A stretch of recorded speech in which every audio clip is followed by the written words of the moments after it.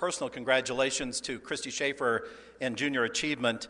Our organizations work for the same outcome, but in different and complementary ways. And we've partnered with JA in the past, and we currently partner with them under the umbrella of the Colorado Jumpstart Coalition for Financial Literacy. We just had a big program a couple of weeks ago. When the program committee first put this program on the schedule more than 6 months ago, we thought that our topic would be the new financial literacy standards that were adopted in Colorado for K-12 education in December. And you heard that correctly, financial literacy standards from preschool through high school, every grade in Colorado schools starting in 2011.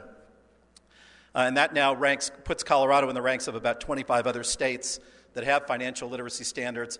Ours are embedded in math and in economics. But that isn't our program. In life, when you're planning a Rotary program, it pays to get lucky. And if you get lucky, it's smart to be flexible. And so when we found out that Professor John Brock would have here today in Colorado 2 guests from South Africa, we decided to change the program. And rather than take time from the podium to introduce Professor Brock, because this is a full program that will run the full time, we decided to just do an introduction that's on your table in printed form. So, and as noted on that introduction, with Professor Brock from the Northwest Department of Education in South Africa is a lady who has 4 names, all of which begin with M, one of which I can pronounce, and that's Mary. And then with her is Mr. Arnold Wenzel, I do better with that name, and he is a senior instructor in economics at the University of Johannesburg. So it is my great pleasure to introduce one of the finest economic educators anywhere who teaches all over the world. We're delighted to have him as part of our team at the Center for Economic Education at the University of Colorado at Colorado Springs, Dr. John Brock.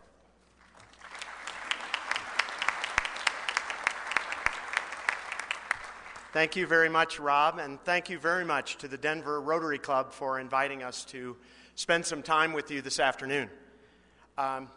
I would like to introduce my guests by way of talking a little bit about what's going on. First of all, I'll give you a very short background, and then I'm going to ask Arnold from the University of Johannesburg to tell us a little bit about the economy of South Africa prior to apartheid and since apartheid. And then Mapuli. I also don't try to pronounce her last name, but at least I've gotten the first one down. Mapuli will, who is with the Department of Education, will talk a little bit briefly about one aspect of education in South Africa. You should know where these people have come from. Why are they here? Under what auspices have they been able to come here? As you probably know from Rob over the years, we're part of a national network. New York City is where our where the main office is. The Council for Economic Education, a privately funded organization with one exception, that being this international program. Each state has a council, actually not every state but most states, and our state is headed by Rob Clinton up here in Denver. And then what you may not be aware of is the delivery of economic education is done by professors of economics throughout the country in centers for economic education, each located at a university. My center is located at the University of Colorado in Colorado Springs, and we do a lot of delivery to teachers. Basically, what we do is we assist educators, kindergarten through 12th grade, with economic content. Try to better understand economic content, but secondly, with methods for teaching economics.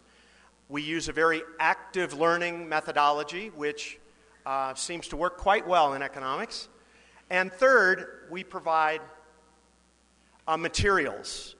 Now, all of this takes place within the U.S. for our U.S. teachers, and this has been taking place since the late 1940s. But we also have global connections, and that's what brings our guests here today, are the connections we have globally. And this is brought to us through a program that goes through the Department of Education, the U.S. Department of Education, called the Cooperative Education and Exchange Program. And it involves civics education and economics education, and of course, we're the economics part. And This program has allowed a number of Colorado teachers to go to other countries. Now, they don't go to France and Italy. They go to countries that have difficult transitions to market economies, emerging economies, economies that are not in the top half of the distribution of income in the world. Such countries as these, to see how they teach economics and how their economies function, or in some cases don't function particularly well. It's a great experience for those teachers to bring them back to their students. We bring educators to Colorado through this program, and that's what brings our South Africans today. Over the past 10 years, we've been bringing guests from the countries listed: Russia, Ukraine, Uzbekistan, Lithuania, Mexico, Uruguay, and of course our present guests from South Africa. Our guests are from the provinces of the states. There are 9 states in South Africa, from Gauteng, which is the province, small geographical, but it's where Johannesburg is, and Pretoria, high in population, small in geographical area, and then from the Northwest province. We'll introduce them in more detail later. 2 other programs that we run through the Cooperative Education Exchange Program are a Training of Trainers program. All of our guests from South Africa, and by the way, there are 2 others that are not here with us. They're over at Chatfield High School, having a meeting with teachers and administrators at the high school to learn a little bit more about economic education there. But a Training of Trainers program and a Training of Writers program, where we try to help other people from other countries learn a little bit more about economics, economic content, but principally economic methods, how to deliver economics in the schools.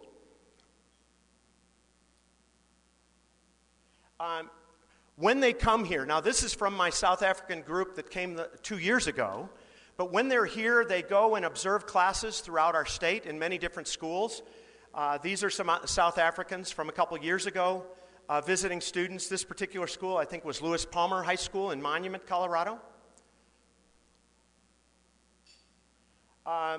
They learn a lot about the United States, but so it goes the other direction. These are our 4 South Africans talking to a class at Denver East High School. They befriend students. Students learn a little bit more about the culture. Some figure out that there is a country called South Africa, and that's a good thing to know.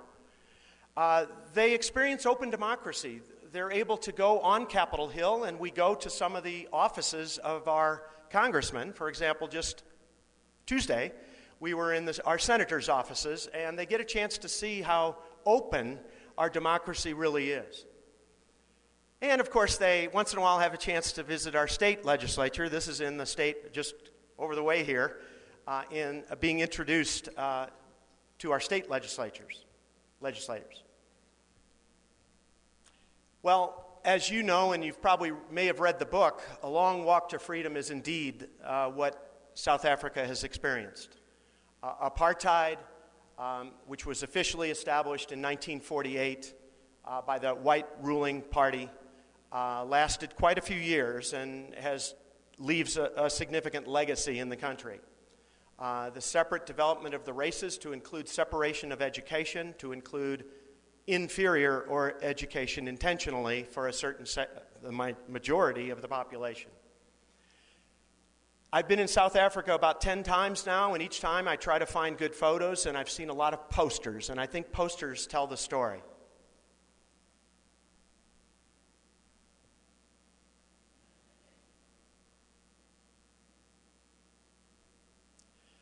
Beautiful Cape Town, one of the prettiest cities in the world, I believe. Table Mountain and the city lying below it. But when I was on Table Mountain, I also took this picture, looking out from Table Mountain into the bay. And sitting in the bay is Robben Island, and as you're probably well aware, Robben Island is where Nelson Mandela spent 19 of 27 years in prison.